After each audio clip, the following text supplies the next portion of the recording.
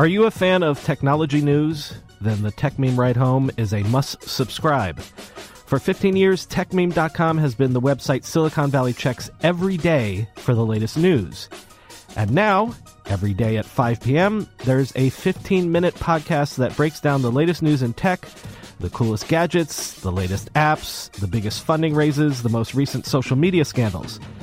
The Tech Meme Ride Home is like NPR's Marketplace, but for tech news. A daily, easy-to-understand summation of the latest in the world of technology. Open up your podcast app right now and search Ride Home. Then subscribe and listen to the Tech Meme Ride Home podcast. Again, search your podcast app for Ride Home and subscribe to the Tech Meme Ride Home. I'm Chris Cuomo. Welcome to Primetime. The president going on offense with a spray of wild statements, but he has a lot to defend. His former campaign chair thrown in jail. China accusing him of starting a trade war, the very thing he said would not happen.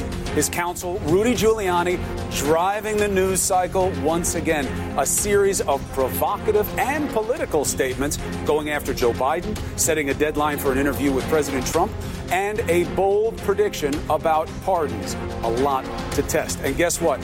Rudy Giuliani is here live, coming right up. Plus, we're not going to let people forget what's happening on the border. Jeff Sessions made this about God's will, saying this choice to tear kids apart from their parents at the border, that's what the Bible dictates. But we have Cardinal Timothy Dolan here to tell us about the holy team that the church might send to the border to fight for what is moral. And you deserve to know the truth because you didn't necessarily hear it today from the president on all of his different points. So many doozies, it might make your head spin. It's Friday night. Grab a beverage and let's get after it.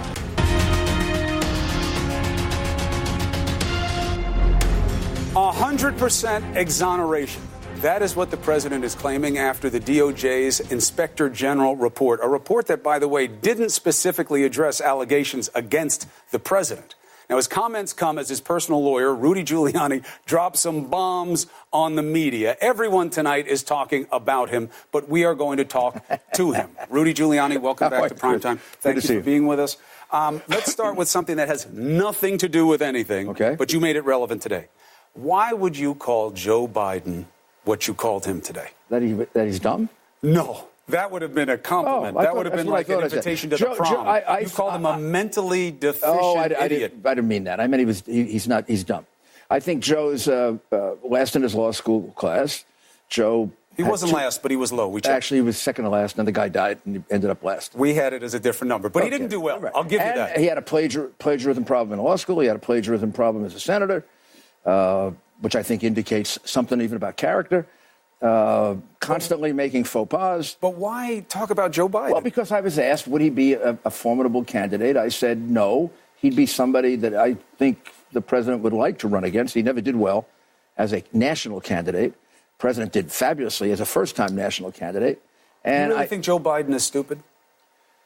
No, I think he's in that. Because you said that in that category. I think he is. I think that explains the plagiarism. I think the plagiarism is very serious. I don't think he'll ever get beyond that. That was in the 80s, by the way. He was a United States senator, Chris. But we hear that all the time about your client right now. Well, that was a long time ago. Well, he did that a long time ago. Well, that was him then. He's changed. Biden doesn't get the benefit of that? Don't change the subject. I mean, Biden has a set of problems. So let's leave it this way. I would prefer to see him as the candidate. Although I don't know who you got. I mean, I'll tell you what worries me the most.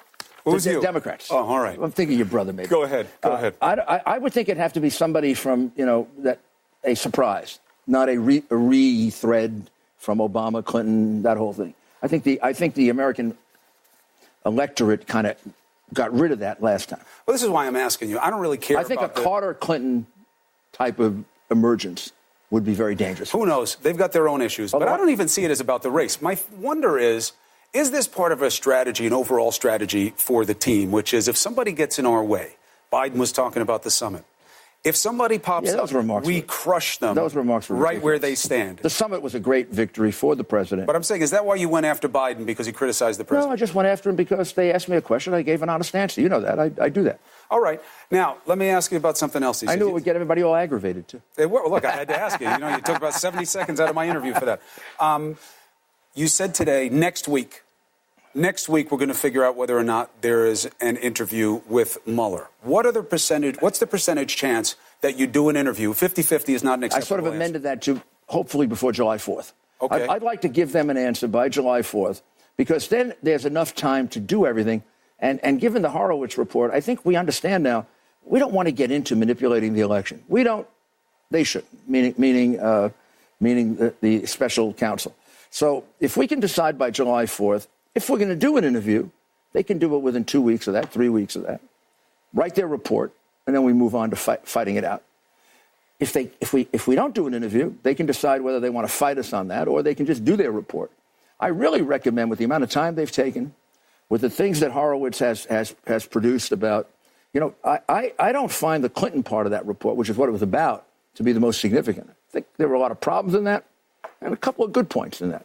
I think the second part of it was the most dramatic, which is how that Russian collusion investigation began with a guy like Peter Strzok, and talking about how Trump had to be defeated. Are we going to defeat him right? Are we going to take him out right? He was the lead investigator for the first for the beginning of that investigation. He was there before Mueller. Mueller inherited him. And then Mueller hired people like him. A guy who donated $36,000 to Hillary, a guy who was crying at Hillary's loss party. You shouldn't put those people in an investigation like that. It legitimately creates for us an issue that doesn't have to exist, which is, can they be fair? Can they be unbiased? Can they view the evidence in the light, that's the most fair? I'll go through the specifics in a second, but the big question is this. Have you changed and now believe that Mueller is not honest? That Mueller is not doing a fair job? I don't think Mueller's not. Mueller's a human being. Because when you say the probe's got to be suspended, they got to get honest people in there to do it. It sounds like you're saying Mueller's not honest. Some of the people around him. So Mueller's okay, but the people around him are okay. I don't know if he's okay. I believe that Bob made one critical error that's going to doom his investigation, no matter what he writes. Which was what? Hiring those people. I would never have done it. If you look at special independent counsel probes, they generally get non-political people. I'm going to give you a figure. 3/4 of the prosecutors of high regard in this country, I'm talking about federal now, because that's what you would need here, are not involved in partisan politics. I wasn't involved in partisan politics until I ran for mayor. But here's what you're leaving out. He's not allowed to ask. He's not allowed to ask if you've given any donations to anybody. And they are allowed to do so. But hold on. Here's what I always asked. And I kept my assistant U.S. attorneys who were partisan out of political investigation. They go after the mob. They go after terrorism. And I didn't have any politically active. But neither did he. Just because they're giving campaign donations doesn't mean they served on a campaign or they backed a candidate. How can you expect? Outwardly. Look, and it was only at most half his team. The allegation about the guy crying at the Clinton party, we don't even know if that's true. We know he was there. We know he was a big supporter. We know he was very partisan. We also know he has other ethical violations, which are very serious, including one in a very key case. So, look, should he have done it the other way? Absolutely. Does it give us an issue which I would be irresponsible not to use? But he's not allowed to ask his people if they have. Yes, he is. No, he cannot. Yes, he is. He is allowed to ask them whether they have political biases. Right, but he can't ask them about donations. That would suggest a political. Look, if I just had given a $36,000 contribution to Donald Trump, you think I'd be hired for an investigation of Hillary Clinton? And do you think that Hillary Clinton's lawyer wouldn't go after me like crazy? What I'm saying is, like I'm doing. Shouldn't I do my job? The suggestion that he looked for people with bias is not substantiated by anything that we know. That he looked for people with bias? Or he ended up with them. Who cares? And to say Strzok is the reason the investigation started just isn't true on the face of what's in the IG report, which I've now spent hours going through. First of all, the IG report hasn't... Look, he had 4 layers of guys on top of him, Rudy. 4 layers of supervisors on top of him. Including Comey, who may be the biggest problem of all. But that's why the IG finds, and let's be honest about this IG report, this guy was looking for things that are wrong. This IG found made a criminal reference. This was Obama's guy, by the way, picked by him in 2011. But he was clearly looking for things to find. He's a good friend of Comey. But he was looking for things in this report. He went easy on Comey. I'm sorry. I don't want to fight about Comey. Comey's a history. I want to say that what he did find, and I agree with Horowitz on this, is that the Russian collusion investigation with Strzok, Page, and a whole host of other agents we don't know about was filled with people who were anti-Trump. Now, He has 5 guys. that's a lot. Out of the dozens and dozens who are working on this probe, There are, Strzok ran it. he had 4 layers But of he people on ran top it. of him. But he ran the day-to-day and he was investigation. removed as soon as they found the texts. No, he was removed when the texts were leaked by people who were outraged. As soon as Mueller found out, he removed him. But don't you think that sets the whole tone Here's of this what investigation? I think, that your guys are accepting the findings of the report, but not the conclusions of the report, because he says multiple times in here. No. Wait. No evidence Everybody of bias gets in this any wrong. of the moves. Everybody gets this wrong. True about Comey. Not true about the Russian investigation, because they've never investigated the Russian investigation. No, it's not about the Russian investigation. It says, though some of Strzok's page text cast a cloud, we did not find evidence to connect the views with any specific investigative decisions. Sorry, I don't believe that. So you accept the findings, but not the conclusion? Of course, I'm entitled to my own conclusions. I know, but that's a little convenient, don't you think? No, it's not convenient. If a man says about my client he shouldn't be president, I'm going to do everything to stop him, and he is an FBI agent, I'm sorry. The guy shouldn't be involved in the case, and I can conclude that a case in which they can't come up with a single piece of evidence about collusion to this day. But this IG report wasn't about that. And that's the weird thing. I know it wasn't. Why did the president say What today, am I asking for? Read the Inspector General report, no collusion, no obstruction. Is he agreeing with the Inspector General that the FBI agents didn't collude against him and didn't try to obstruct No, justice? he's saying that he didn't collude. But this has nothing to do with that. Did he read yes, this? Yes, it does. This says report that has nothing about it. The people conducting the collusion investigation were people who had a severe bias against him. You have to admit, it was extremely irresponsible of Mueller to end up with these guys. It was extremely irresponsible of Mueller to have quarrels. He's not number 5 in the investigation. He's the chief assistant. He gave a fortune to Hillary. Come on, Chris, you got to be fair. But what I'm saying, I am being fair, But obviously. no, you're not. But I'm saying not you got 5 guys in the report. He's got a dozen lawyers plus. He's got tons and tons of agents working. If I were representing you and the guy investigating you and in charge of it said, Chris Cuomo is the biggest liar in the world, I'm sorry, I'd go to the Attorney General and say, take him out. I understand that. And if I I didn't do it, that's what you're doing here. And if I didn't do it, you'd sue me for malpractice. I understand that you're doing that here, too, but my job is to test your arguments as counsel. I think it's a good argument. So you said something else today. You said, I think this may get cleaned up, this probe, with a few pardons. Now, first, I want to get your intention straight, because that could sound like a message to Manafort and these other guys. That really clear. Be quiet, we'll take care of you. What I did was to say, first of all, I was asked, will there be any pardons? I said, my advice to the President of the United States, as his lawyer, not as a government lawyer, is no pardons. It would completely change the momentum that we have right now, because it's very strong right now. You can see the polls moving in the president's favor and against Mueller. Then why'd you suggest it? I didn't suggest it. I said he shouldn't pardon anybody. And the president said to me he shouldn't pardon anybody. What I said was, after the investigation is over, then it has to be considered as a governmental matter, not by me. And what the history has been is these things get cleaned up. Ford did it. Reagan did it. Carter did it.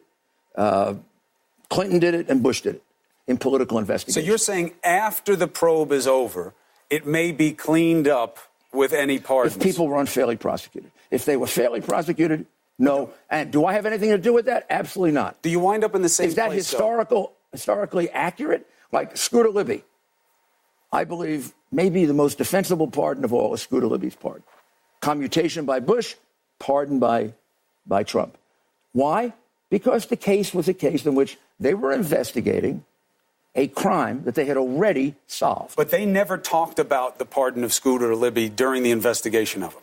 Well, I'm not talking about pardoning. Keeps talking about pardons, and maybe he'll pardon, maybe he won't pardon. Trump is constantly, I was asked the question, is he going to pardon anybody?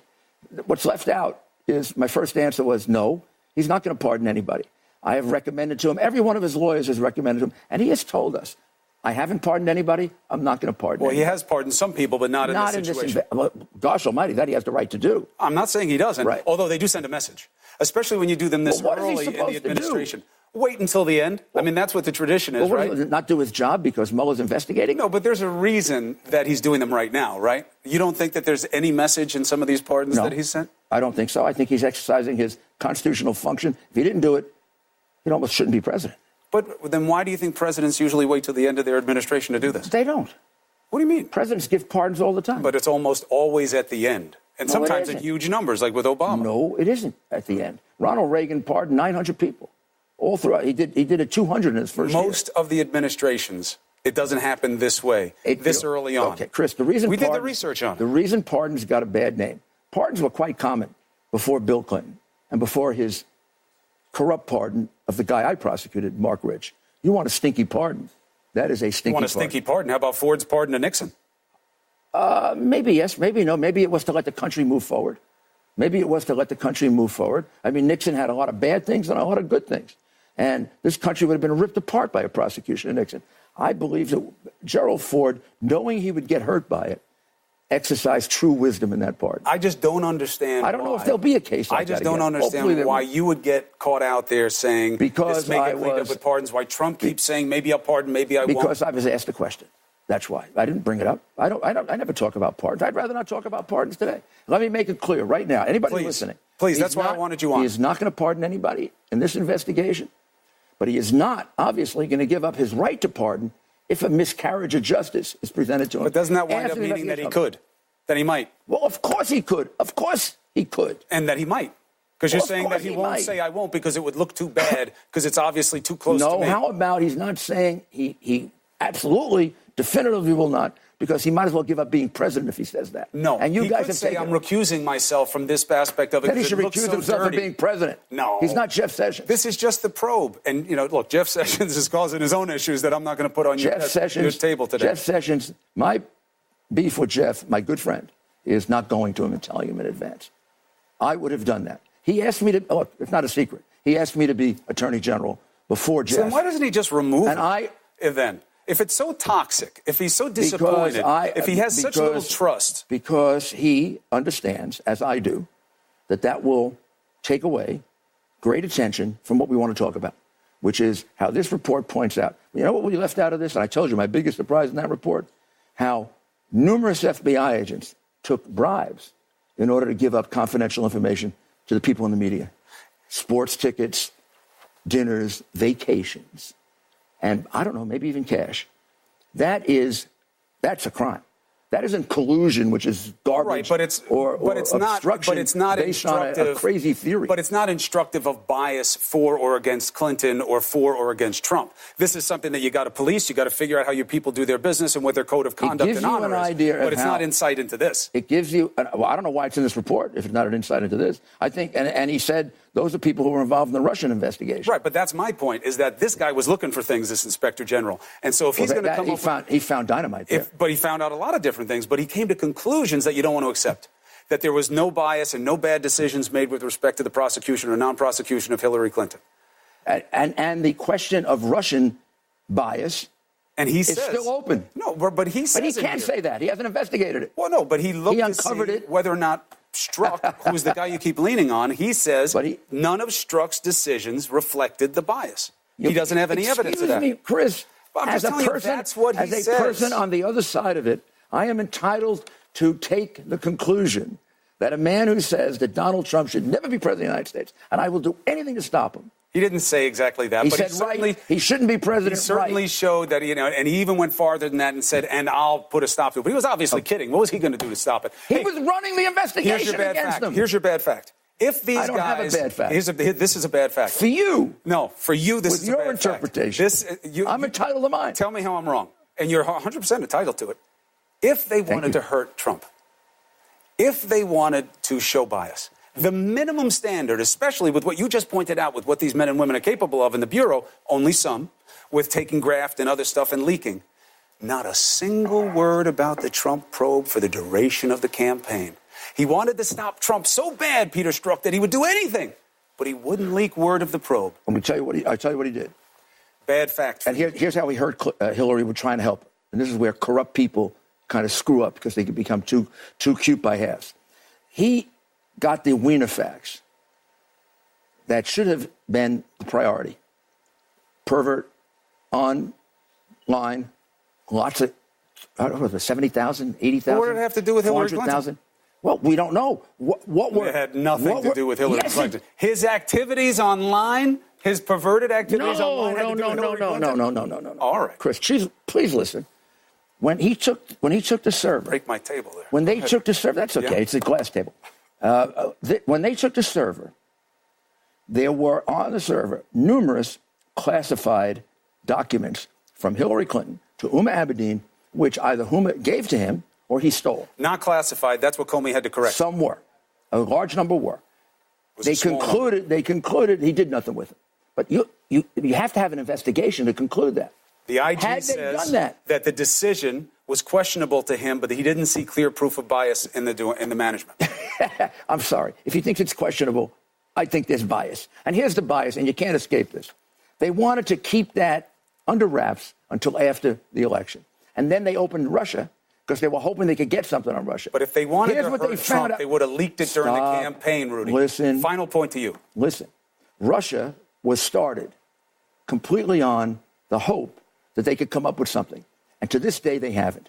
And that's the key point. No, it was started because there was interference by an inimical foreign power in our election. And they heard that there was improper conduct between members of one of the campaigns and those agents. To this day, they cannot come up with a single fact. The reason they didn't leak it's not over. Nobody knows that better than you. The reason they didn't leak is they have nothing to leak. Hey, if you had nothing to worry about, then the president wouldn't be talking about pardons. The president is not talking about pardons. He's talked about them a lot. The president is being asked about it, and the president is saying, I haven't pardoned anybody. I have no intention to do it, but I'm not giving up my right to do it. I'm sorry. All right. I'll take that as you on the record. I appreciate you coming on to make the case. You are always welcome here to do so. Thank you, Chris. And we will always be fair in doing that. You'll get more time here than anywhere else. Happy Father's Day to you. To you, too. Appreciate it.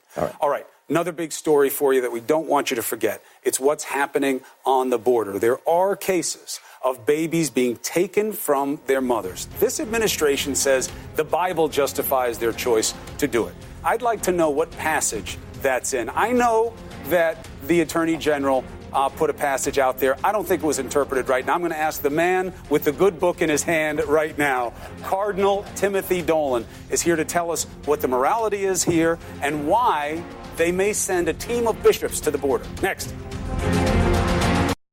Been putting off buying new glasses? Zenni Optical offers a huge variety of high-quality, stylish frames and state-of-the-art optics, starting at just $6.95. We've got all the great frame styles you want in materials like titanium, carbon fiber, and high-luster acetate. Plus, Zenni offers prescription glasses and sunglasses. So at this great price, you can build your eyewear wardrobe. You can get 10% off your entire order with code 360.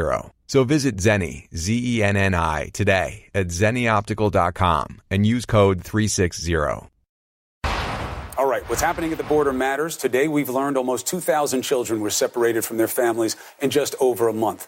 That number continues to grow. Attorney General Jeff Sessions defended this by quoting Scripture. So let's ask someone who knows a thing or two about Scripture. Archbishop Timothy Dolan is here. Welcome to Primetime, Cardinal. Thank you for being part of the show. Always a joy to be with you. Thanks for the invite. So I was surprised that the Attorney General went this way. In terms of the instruction of what Jesus' message was about how we should treat people like those coming across the border, what's the message?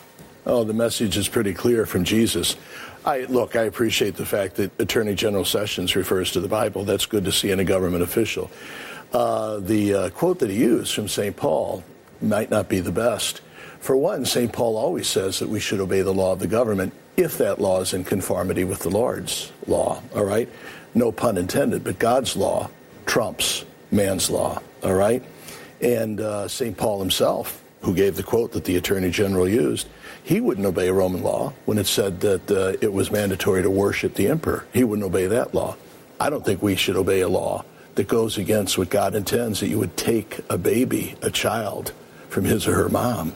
I mean, that's just unjust. That's unbiblical. That's un-American. There could be no Bible passage that would justify that. Why is the church thinking about sending down a group from the Council of Bishops? Look, as everybody knows, the bishops feel very strongly that to violently take a baby from its mother's womb is wrong. And to violently take a baby from its mother's arms on the border, that's immoral. That's wrong as well. We bishops, we're not politicians, we're pastors. We worry about the souls, the health, the spiritual, the moral, and the physical health of those people down there. There are people, most of them, as you know, they're Catholics, they love their faith. We think we should just go down there and say, hey, we love you, and you're not alone, we're with you. Will that be enough? If they say these people are here illegally, the law rules. In fact, Jeff Sessions goes further and says, I'll tell you what you should do, Cardinal. Tell these people not to come here.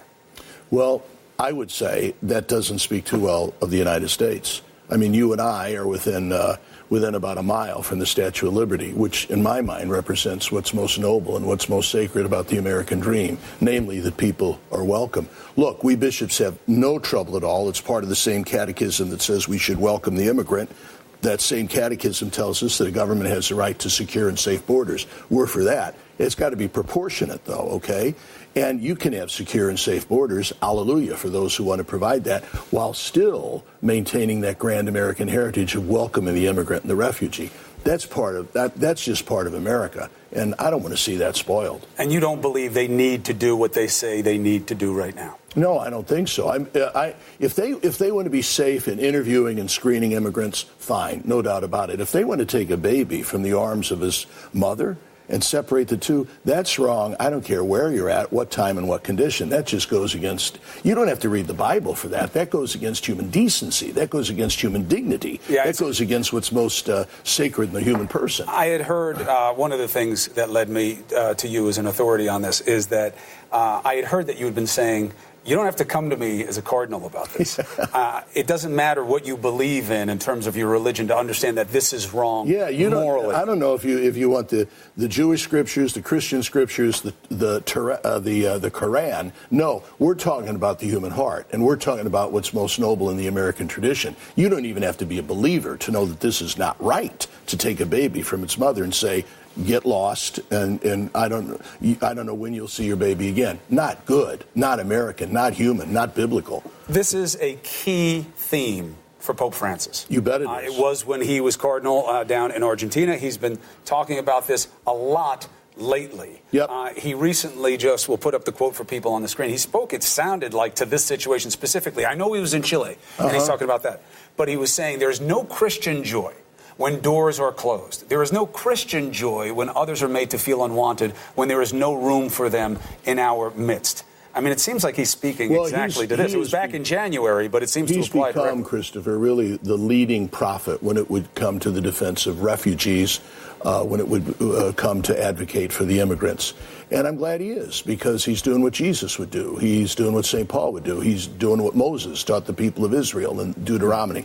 And he's reminding, I think, us Americans of our most cherished principles of welcome to the immigrant. So what do you say to the lawmakers? Because here's what they're hitting you with. I know you're not a politician, but if you want to find a solution here, when the bishops go down there, if they're going to extend their love, they're also going to wind up addressing a problem. They say, this is the law. They came here illegally. And what they need to do is stop, which is why the Attorney General said the Christian thing to do is to tell them to come only legally, don't come illegally. No, if I understand correctly, Chris, there is such a thing as discretionary implementation. You've got the law, and then you've got a prudent judgment of when to implement it. They can use discretionary prudence not to implement a law that would take a baby from his or her mom, okay? That's just prudence. That's just charity. That's just justice. And to the people who say they're Christians, who say, I like it because it's her fault. She shouldn't have brought that kid here. She broke the law. She took a chance. And she's coming here. She hurts my family. She hurts my chances of getting a job. She hurts the lawful people who want to get in. This is on her. It's her problem. We're not doing the wrong thing. She did. I would say they probably said that to your great-grandparents when they came here from Ireland or Italy or Poland or France or Germany. Some people may have said the same thing. And thanks be to God that our better angels prevailed. They'll say they came legally. Nobody came illegally like now. They're all coming illegally. I would say if you claim to be Christians, you better read St. Matthew's Gospel when he said this is what Jesus is going to ask us when we stand before him on Judgment Day. When I was a stranger, when I was an alien, when I was an immigrant, you welcomed me. All right? So come on into heaven.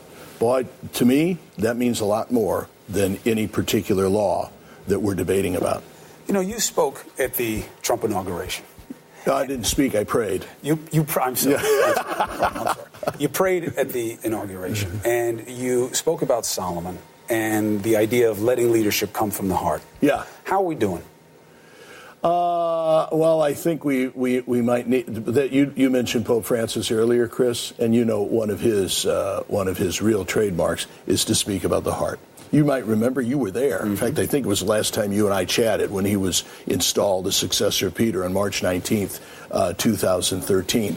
he gave a ringing call for tenderness. What the world needs is tenderness, all right? And I just say we need a little heart here. We need some tenderness. You bet we got some cold laws that need to be enforced in a very prudent, just way. We also need a good dose of the heart. We need a good dose of love and charity. And we need that. And we need I think America is asking our leaders to do that. You're too young. I can remember July of 1986.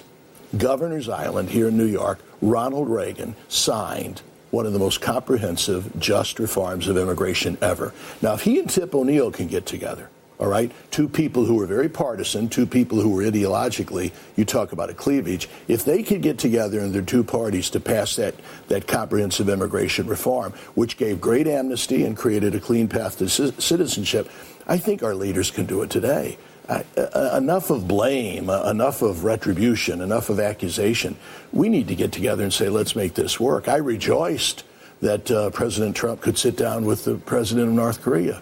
Certainly, I hope he could sit down with Paul Ryan and Nancy Pelosi and Senator Schumer and all the other leaders and say, we got to make this work. We owe it to our people. And by the way, Chris, our image is suffering in the world. You don't think the rest of the world is watching American border agents taking babies from the arms of their moms? This isn't good for us and the country that we love. Well, hopefully they hear you, and hopefully there is some action on common ground, because everybody says they don't like this, but nobody's doing anything about it. That's the problem. Yeah. Thanks, Cardinal, Chris. thank you so much for taking the opportunity. All right. Thank you very much. I appreciate it.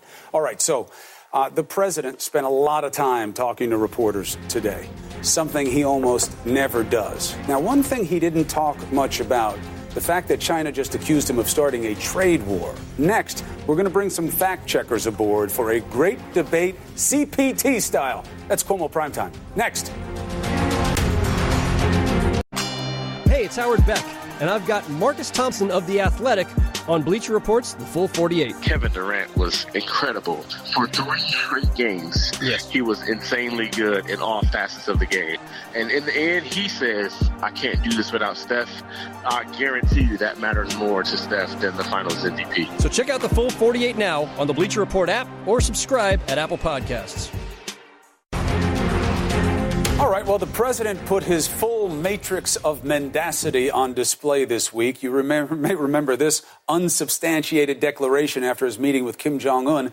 Everybody can feel much safer. There is no longer a nuclear threat from North Korea. Now, there's, of course, zero proof Kim is really going to give up his nukes. He still has them. He has his missiles. They're still capable of reaching the continental U.S., and everyone can feel much safer.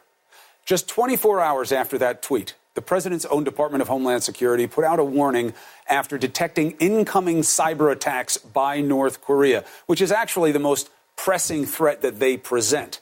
And President Trump never mentioned a word about addressing that with Kim. Today, an onslaught of falsehoods, one after another. I pulled out a few for you. Let's roll the first. I think that the report yesterday, maybe more importantly than anything, it totally exonerates me. There was no collusion. There was no obstruction. The IG report yesterday went a long way to show that. The IG report doesn't address any of the allegations about him, about obstruction of justice or anything about the Mueller probe. It just doesn't. The report was solely on the FBI's investigation of Hillary Clinton's emails. Let's roll the next one. Manafort has nothing to do with our campaign. He worked for me, for 49 days or something? A very short period of time. He's not even close. Actually, Mr. President, you know Manafort worked for you for 144 days. You hired him in late March of 2016. He resigned in mid-August of that year. He was all over the campaign. He was the face of it for a long time. He was the chair of the campaign. That's not a nothing position. Then there was this. I hate the children being taken away. The Democrats have to change their law. That's their law. Now, this one should bother you, okay? This is not true. There is no law forcing Trump, and it is him who's behind this. This is his department that's doing this.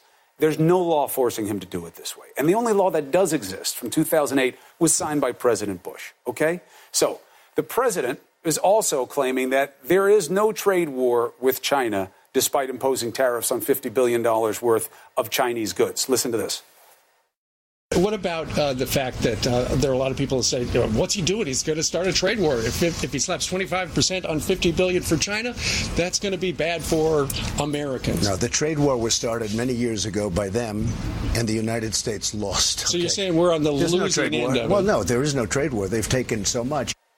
The Chinese government responded to the president's action with retaliatory tariffs of their own and accused the U.S. of launching a trade war.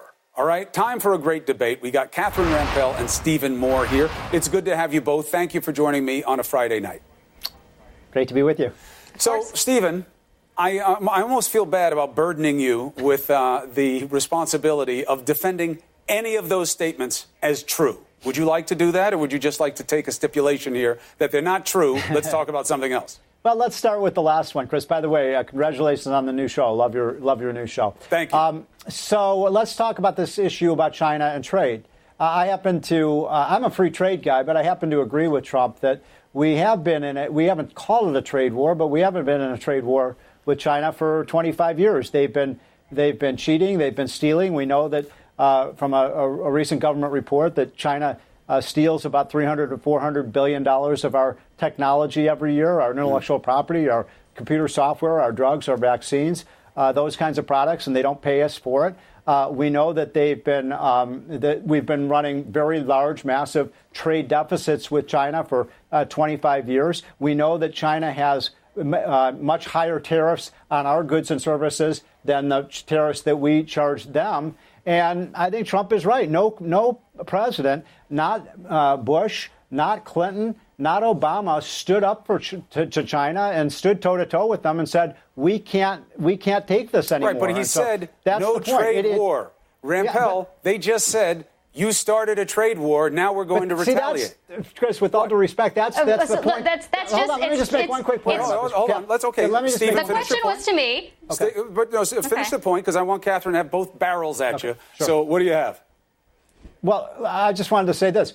Trump's point is, it's been like unilateral disarmament. We've let China, steal our products, impose high tariffs on us, and we've done nothing. All right, and I think the American people say it's about time. But he said, I will do this. There will be no trade war. And if this was really about intellectual property theft, he wouldn't have done what he did with ZTE, which is the biggest offender, Stephen, and you know it. And he went from putting sanctions on them to giving them relief, which sent a completely mixed message. And you could argue vitiated his statutory authority, because if that's not a national security threat, I don't know how any of the other tariffs the big qualify. loser. But go ahead, Rampell, let's bring you in here. Okay. Okay, thank you. I'd love to jump in on this conversation. Please. First of all, it is true. It is true that China has been a bad actor, specifically with regard to our intellectual property. If you want to do business in China, often you have to transfer your technology to Chinese firms. That's a bad thing. But it is completely false to say that Obama did nothing about it. The Trans-Pacific Partnership, TPP, was specifically about keeping China in line. Obama said this because it wasn't only the United States that had companies that were suffering as a result of these IP infractions. It was lots of other countries' companies as well. This was about bringing together a coalition of the willing, to use an expression used by Larry Kudlow, to basically band together and try to get tough on China. The way to get tough on China is to get together with your allies who are also suffering and to use that as leverage. Instead, Trump withdrew us from TPP and is instead going through with these, sort of willy-nilly tariffs that are very bad for U.S. firms, in addition to not inflicting a whole lot of pain on China. So if you really want to get tough on China, we had a way to do it. We had 11 other countries or so on board, and we pulled out.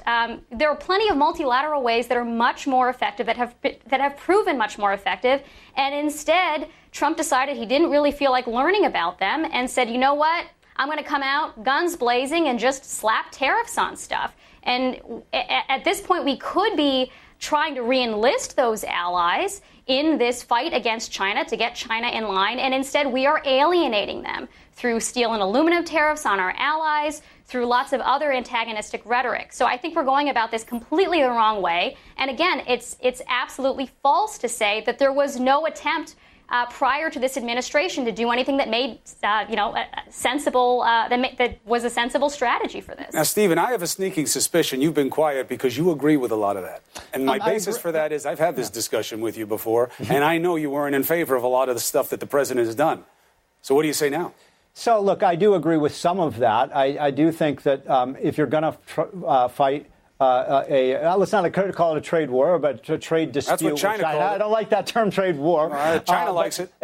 But look, the history tells you don't want to fight a 3 or 4 front war at the same time. And so I sort of agree with Catherine. It doesn't make sense to be picking a fight with Canada or Germany or Korea at a time when we're trying to really go after the bad actor, which is China.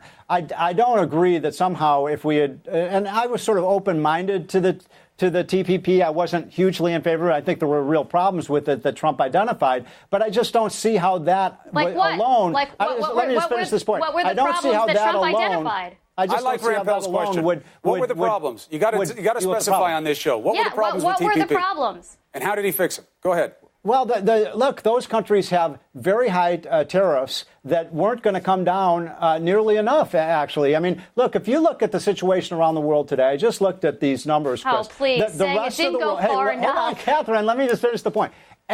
Virtually every country except Australia has higher tariffs on us, Chris, than we have on them. I'm a free trade guy. When I've talked to Trump about this, he says, look, I'm not against free trade. I'm for fair trade. And incidentally, one other quick point, Chris, if I may.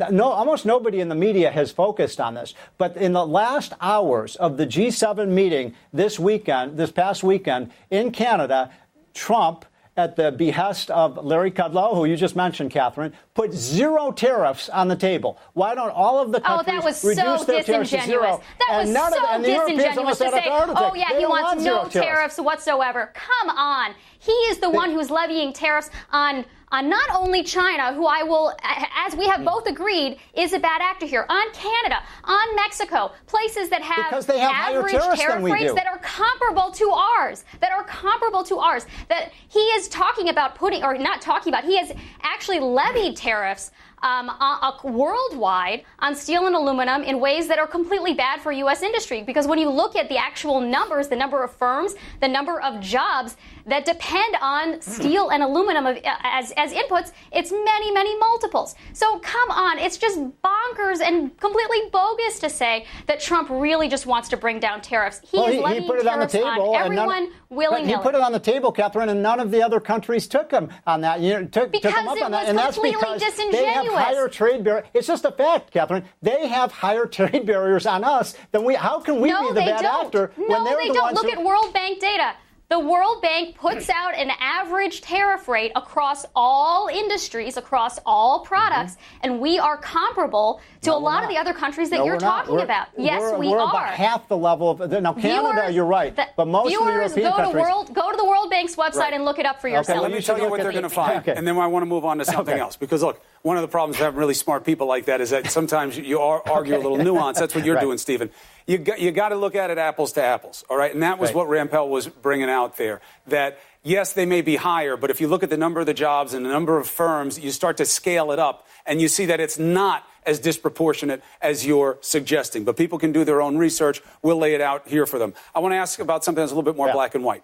The administration says, Stephen, we have to separate families at the border. It's what the law demands that the Democrats put in place. Now, that is demonstrably false. The 2008 law that applies here was signed by Bush. Catch and release, which was a policy choice by the Obama administration. Trump doesn't like that policy, so he's made a different choice. So this isn't about the law. It's about what Trump wants to do. Fair point.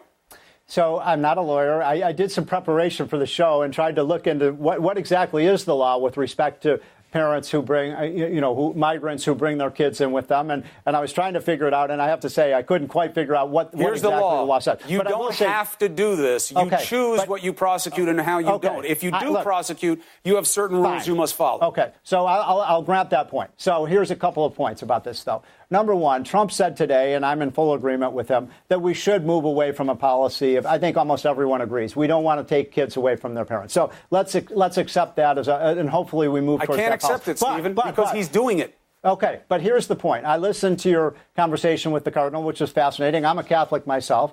Certainly, we believe as Catholics to love the stranger. But the question is, and where the Cardinal was going with this, and I wonder, where you and Catherine fall on this.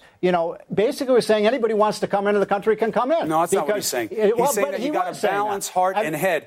Catherine, the government said something very interesting in a May hearing that I want to tee up for you, okay? Because this idea of the president saying, I really hate this. I wish I didn't have to do it. I wish the Democrats didn't give me these bad laws. It's just not true. The government was defending a suit against the ACLU, okay? The ACLU was suing over this policy.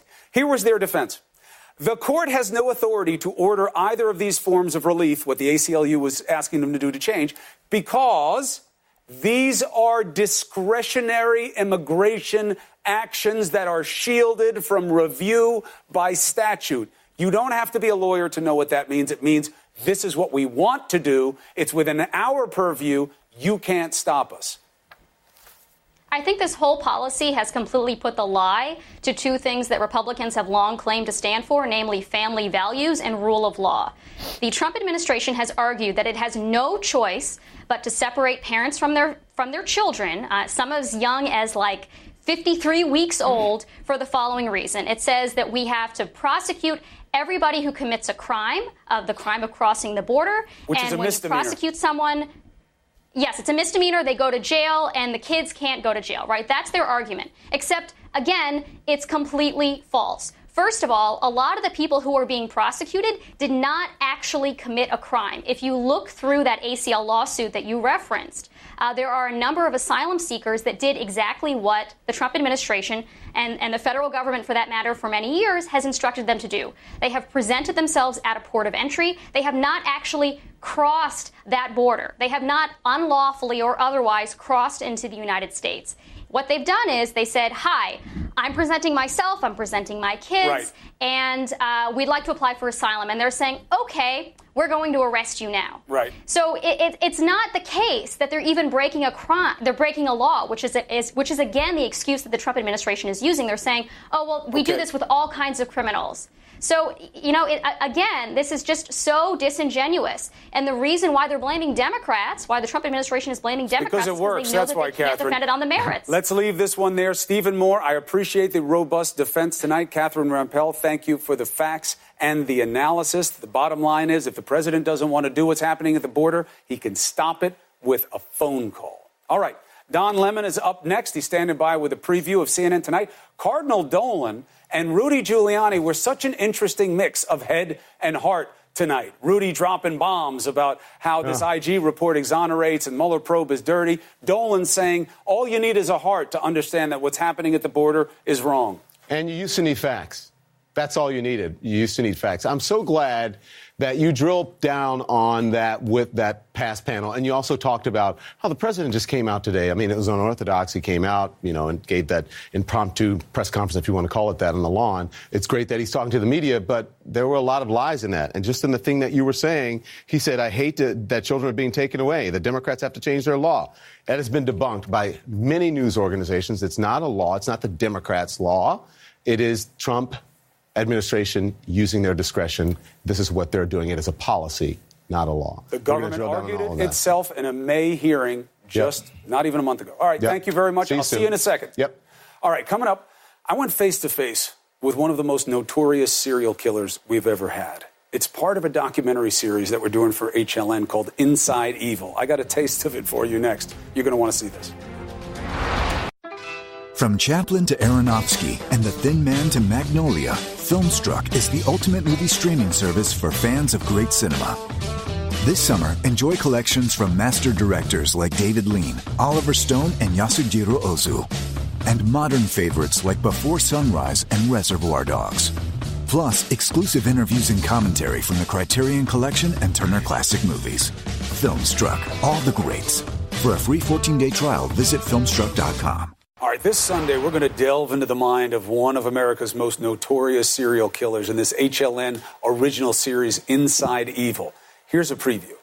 Did you get a rush from the killing? Did you do it? What do you have to say? What do you have to say, Joel? 17 victims? Tourist Rifkin is the psychopath. He wanted us to know how prolific a killer he had been. It was terrifying. In a very quick second, everything changed. Inside Evil premieres Sunday at 8 p.m. Eastern on HLN. I'm telling you, you will not believe what will come out of Joel Rifkin. All right, that's all for us tonight. Thank you so much for being with us this week. We're back Monday night. Let's get after it again then at 9 Eastern. CNN Tonight with Don Lemon starts right now. That series is no joke, my friend. Yeah, Don't watch it alone, especially you. Hey, I'm not a scaredy cat. You know what I want to ask you? I didn't get to talk to you about in the tease. I think there was a method to the president's madness this morning, and I mean that. What do you got? I just think he was trying to distract. He knew what was going to come out with Paul Manafort, that it could be bad. He knew something was going to come out, with Michael Cohen and on and on. He knew some things were going to come out. So I think he was trying to change the news cycle. So that's just my... Don Lemon, it is rare that someone is gifted with both the looks that you have and such a keen insight. But look, we know he did. And you know why? All the signature traits. Impromptu. He scattered it around with a lot of different topics that were provocative in a lot of different ways. And he teamed up with Rudy. You think that was an accident? Yeah. That on a Friday morning, Rudy comes out of nowhere and just calls Joe Biden, whatever he called him? Joe Biden. How did he enter the discussion? You know why? Because he knew we'd pick up on it. Absolutely. And we're going to be talking about your interview as well. I'm going to see you on Sunday. Hopefully it's something better than our last fishing trip. The fishing was, yeah, you're right. Enough. That we'll catch a fish and you don't break your motor. I know. All right. That was tough. Thanks for reminding me. Have a good one.